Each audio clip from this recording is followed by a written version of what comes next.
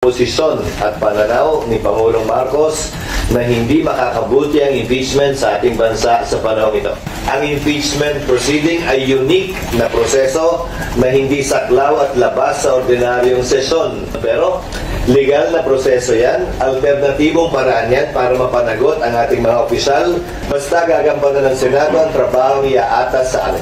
So may prosesong susundan yan sa Kamara bago makarating. Panawagan ko sa aking mga kasamahan na huwag magkomentaryo pabor o kontra o magbigay ng opinion kaugnay sa bagay niya. Hati ako pagbumula nito ng pagkakahati-hati natin.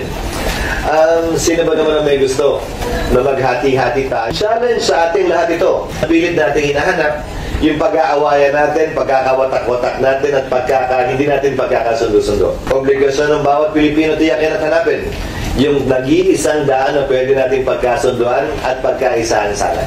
Mukhang may punto naman siya dito. Let's watch the full video.